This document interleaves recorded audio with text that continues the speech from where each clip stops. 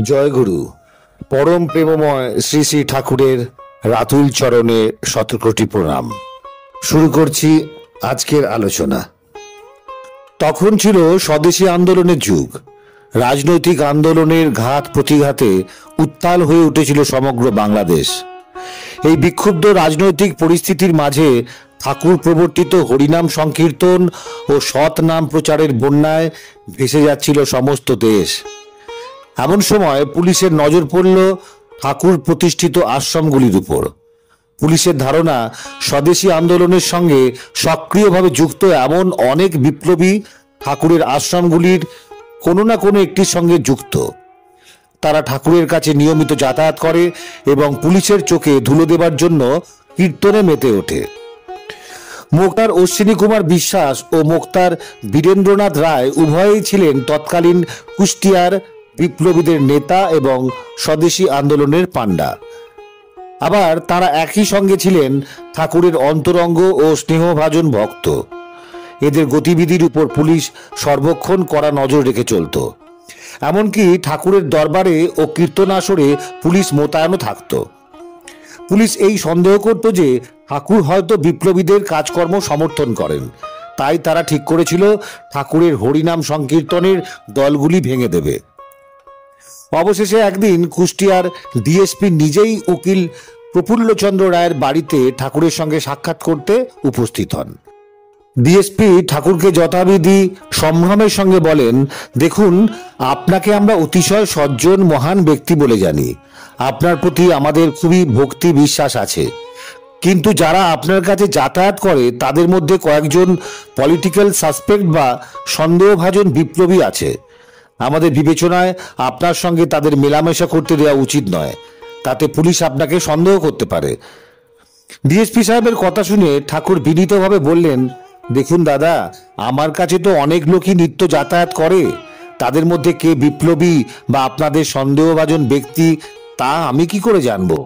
আর তা যদি জানতেও পারি, তাহলে আমাকে ভালোবেসে যদি তারা আমার কাছে আসে, তবে কি করে আমি তাদের চলে যেতে বলতে পারি বা আমার কাছে আসতে নিষেধ করতে পারি?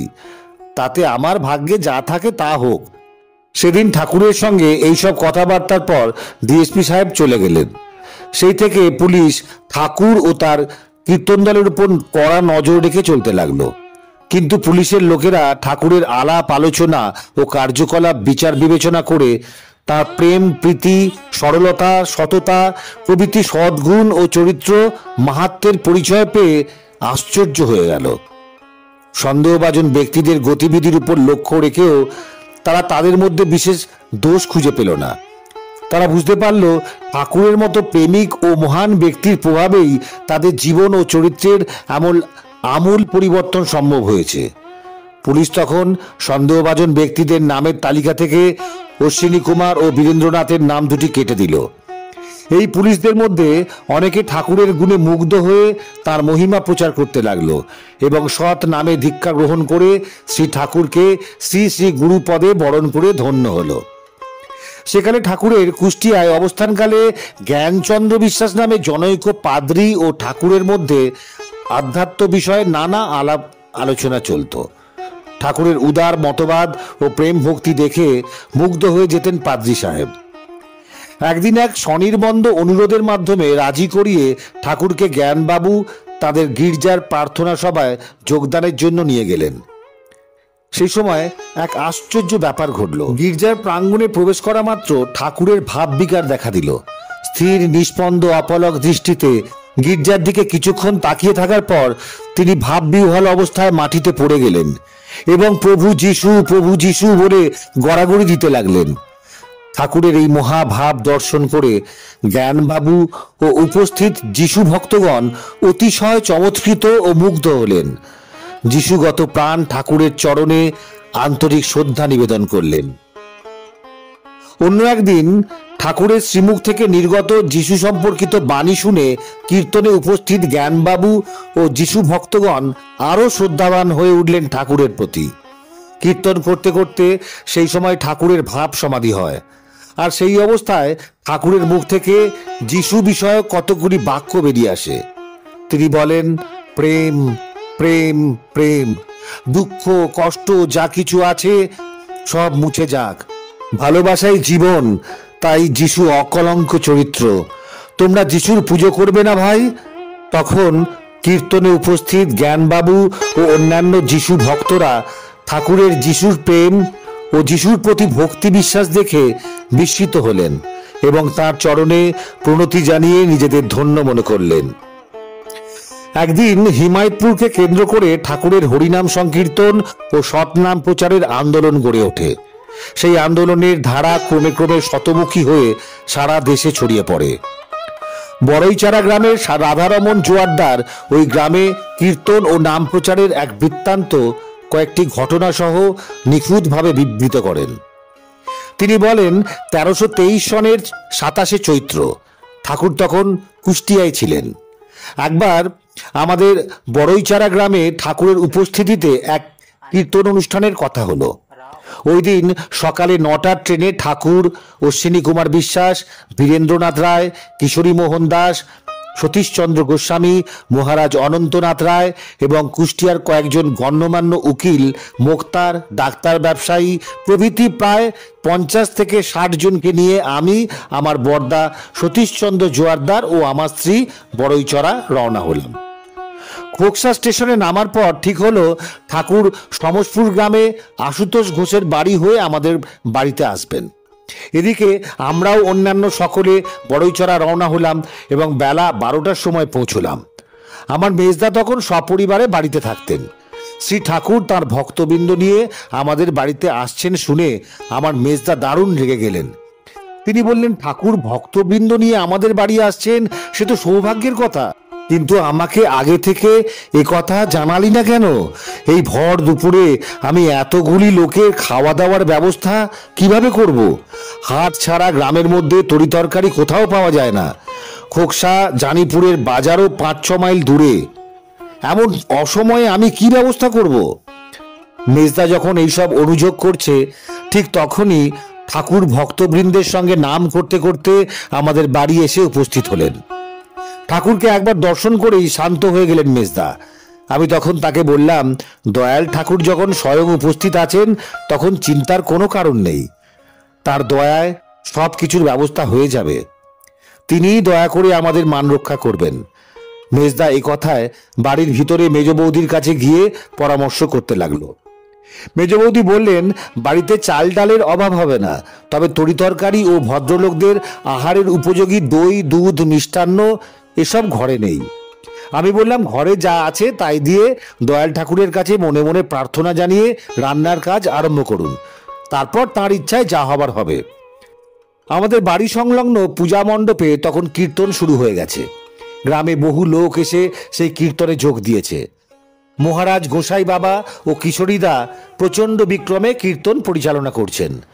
বিরুদা পৃথক ঘরে ঠাকুরদের ভোগ প্রস্তুত করার ভার নিয়েছেন এবং আমাদের রান্নাঘরে প্রায় 200 লোকের রান্নার ব্যবস্থা হয়েছে।